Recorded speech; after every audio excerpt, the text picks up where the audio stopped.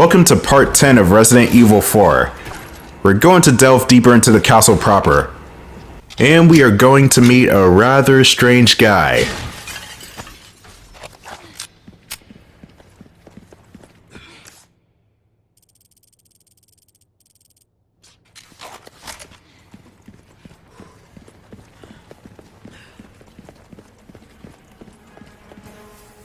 A most warm welcome to my castle. Such a pleasure to finally make your acquaintance, Mr. Kennedy. Who the hell are you? Me? Oh, please, call me Ramón. And allow me to get straight to the point. I would like you to hand the girl there over to me. Now. Yeah, fat chance, Ramon. The girl's just fine. With me. Mr. Kennedy, Mr. Kennedy. How novel. Nonetheless, you see, the girl must be ours. With a girl as the very source, your United States and then the entire world shall overflow with his grace. For that is the iron will of my master, the most holy, Lord Sadler. So then, you will comply. Yes? Never! You heard the lady. How unfortunate. Do make sure our guest feels at home, now that he has chosen death.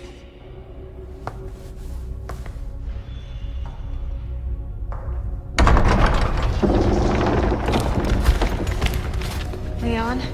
Just stay close. And here we go. This castle is going to bring out a whole bunch of new enemy types. Guys with shields, guys with morning stars, and guys with big freaking scythes. The guys with the shields are not as threatening as they look if you have a shotgun or a machine gun. Those two weapons will absolutely tear through their shields like it's paper mache. But don't count on that tactic for too long, because when we get to the island, they'll have metal shields that you can't work your way around. Or rather, you have to make more accurate shots to their exposed body parts. The guys with a Grim Reaper scythe have an unblockable attack that you cannot parry with your knife, so you just duck underneath those attacks. And lastly, you got the cult members with the Morning Stars, who operate basically the same as any other Ganado. And we got one more enemy type we have to deal with, but he's much more of a mini-boss, so we'll see him in a couple of minutes. Won't open. Can I shoot the lock off from the other side? Ah, it's not even padlocked. They thought of that. Nice. Well, I can't go wrong with more submachine gun bullets. And for the next part, you don't even really need your flash grenades, because the next enemy we're dealing with is Blind. And he's also a good cosplayer for Wolverine.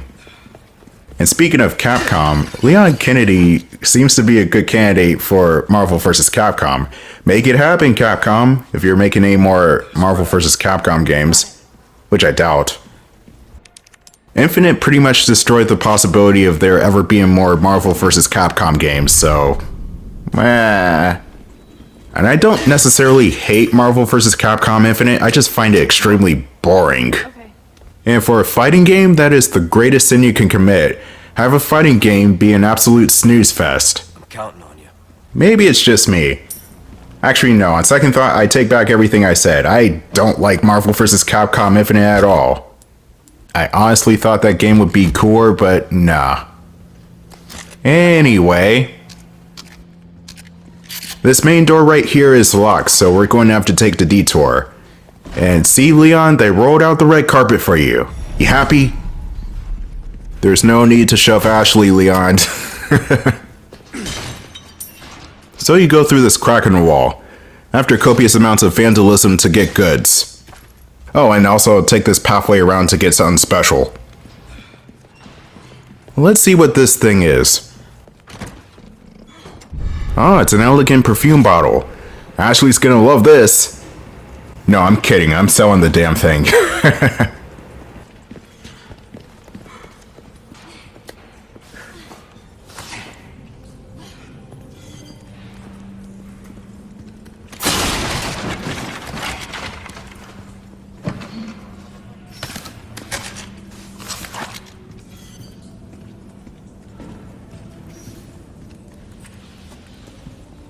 Looks like we can continue on this way. Be careful. Here's the dungeon, and Capcom sure changed everything up from the original. And I do mean everything. Ooh, a red herb. None shall escape. So is this Ramon's doing or Victor Sass? What's going on here? And we can't even open this door yet, so we're gonna have to find a key somewhere down here. But anyway, here's a note from this unnamed caretaker. Oh boy, there is something actually down here, is there? Yep, it's our good old buddy Blind Wolverine.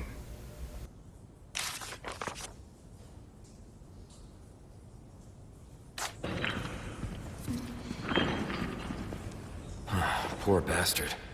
That's no way to go.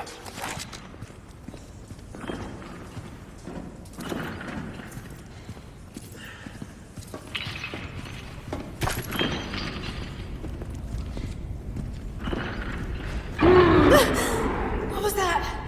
Do they keep animals down here or something? Well shit, there's only one way to go and that's forward now. You'll come to a dead end and see this dead guy. You need to get his dungeon key in order to progress. I'm pretty sure this was the caretaker. If you read the blood painted on the wall, it will say the light is lost in Spanish. Oh, cheery.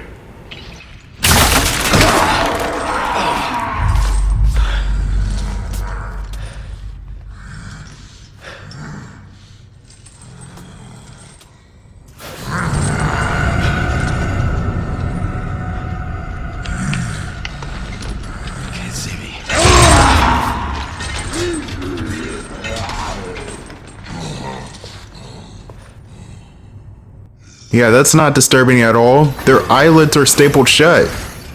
They can't see because their eyes are stapled. What the hell? But anyway, the Gyarados, or Clawer, is very powerful. But his Achilles heel is he's blind. So you can easily get behind him and shoot him in the back, which is where his weak point is. You have to take into account that any noise you make, whether it be running or smashing a vase or even going underneath the chains hanging from the ceilings, that will trigger the Gyarados. So what I do is I try to keep quiet or at least get the Gyarados into a proper position to shoot him in the back. Yeah, like right here, I need to readjust. But also the Gyarados likes to turn around randomly too.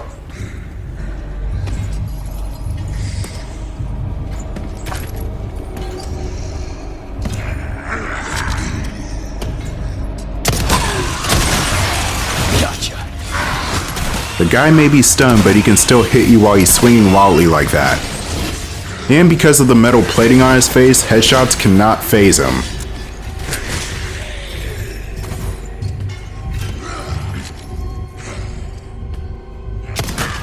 Nice! You can still get away with shooting the weak spot from the side. And watch as the Gyarados runs completely around Leon and fights the planks of wood. I hate wood! He really does hate wood. Well, what did the wood ever do to you, man? Well, as you can see, the environments will trip up the Gyarados, or Clawer. I just call him Gyarados because it sounds cooler, and Clawer is like way too many syllables that sound the same. But you can use the environments to your advantage to get behind them very quickly. And this is not the only time this enemy will appear. There will be two of them later on in the same room as a whole bunch of cult members.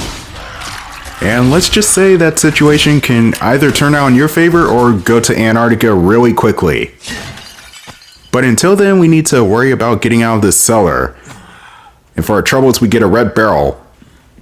Which I've never actually seen a barrel before in real life. I wonder what kind of gemstone that's supposed to be. And even if it's supposed to be a red barrel, maybe it's multicolored. Oh, okay, it does come in multiple colors. So it's not just a red barrel. And I would make a Sailor Moon reference, but I don't really know Sailor Moon to make any references. I just know one of the characters is named Queen Beryl. But anyway, no, does that anime even still hold up? I doubt it. But anyway, let's move on.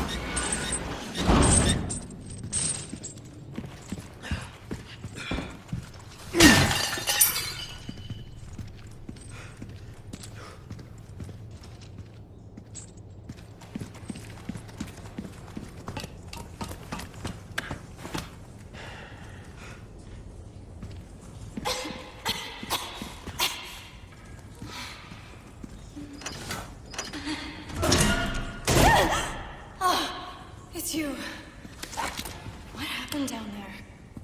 Nothing. You were right about the animals, though. There were animals down there? From a certain point of view. Oh, to hell with your certain point of views. But finally we got the key and now we can exit this hellhole. And into an even worse hellhole. Actually, if I'm remembering correctly, this next part is really just getting around the castle and a couple of puzzles. You okay? I'm fine. Well, for now. Ashley, please don't cough up a lung and pass out. It sucked. I just did that earlier. I was out for 3 hours, and I was on a boat. I'm pretty sure I got off the boat and then passed out, but that might have been an alternate reality. I don't know, everything's blurred together. But let's talk about Ramón Salazar a tiny bit, because we saw him a couple of minutes ago. In the remake, he's average. He's not like he was in the original, that's for sure. And quite honestly, I would have liked to see this Ramón be just as quirky as he was in the original, just despite Leon, who is way more serious in this game than he was in the original. But in the remake, this Ramón is a bit more generic, like I've seen this type of villain before in a different skin. And not because he debuted in 2005, because somebody's going to take that out of context. He feels like 1,000 other villains that I've seen before. So, not really a big fan of Ramón in the remake, to be quite honest. Won't budge. Alright, so the next puzzle actually has 2 parts to it. First, you have to open this door by ringing the bells in a particular order. And then once you open that door, there will be 1 of 4 swords that you need to pick up and put on the walls. At least as far as that goes. You also need to rearrange the 4 swords with the different paintings on the walls too.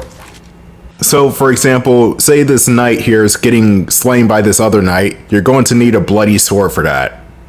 And then the other ones I'm not really too familiar with. Alright, so the pattern for this is buck, eagle, and then snake. And you can also ignore that bell that's on the left side wall. That does nothing.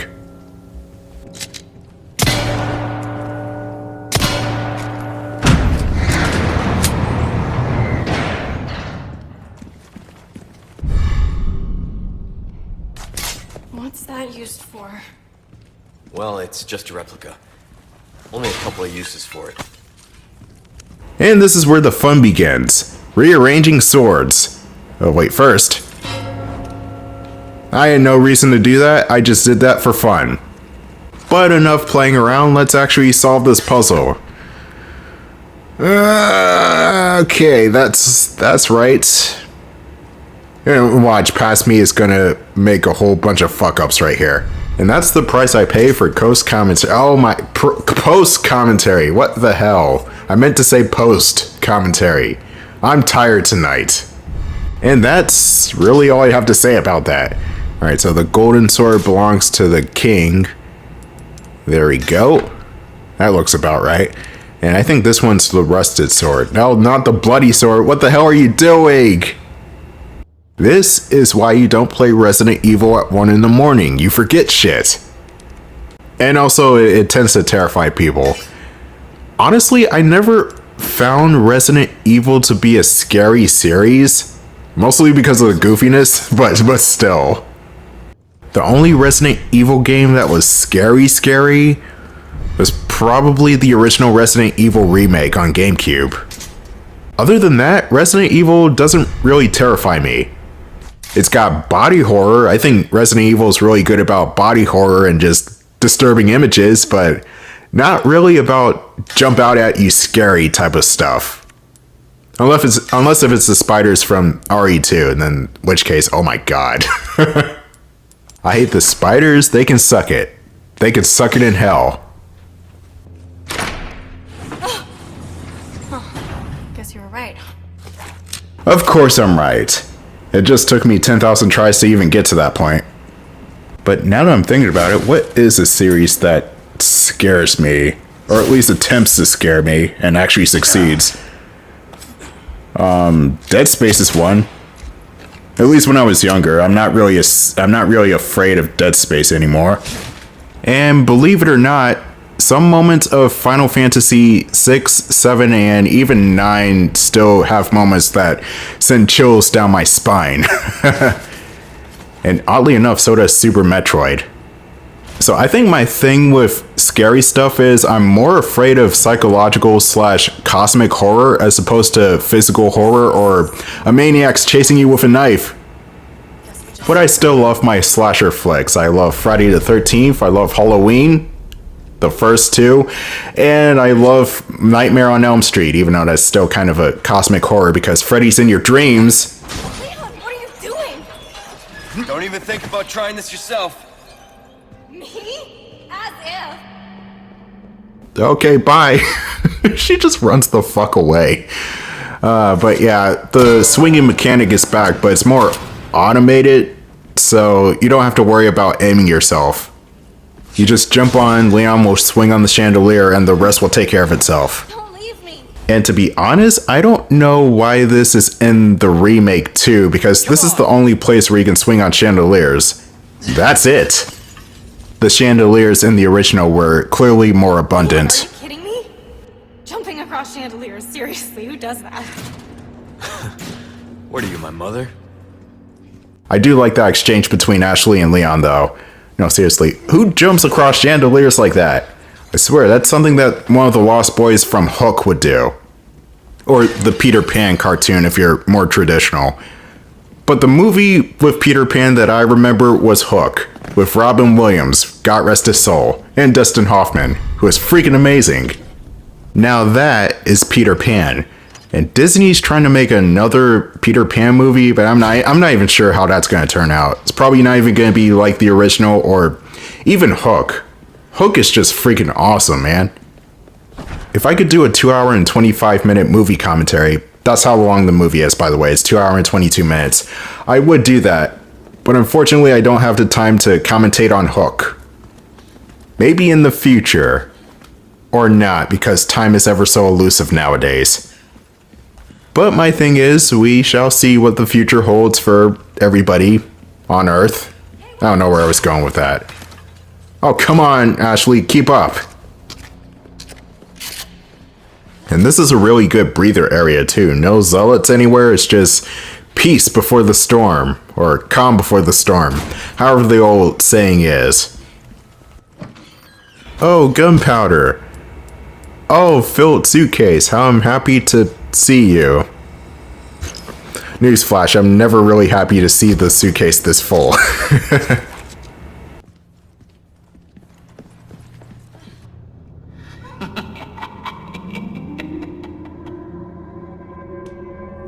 Salutations, Mr. Kennedy. Are you ready to hand over the girl? Not this guy again. I've taken the liberty of preparing some entertainment for you. Without further ado, the gallant knight protects the princess fair.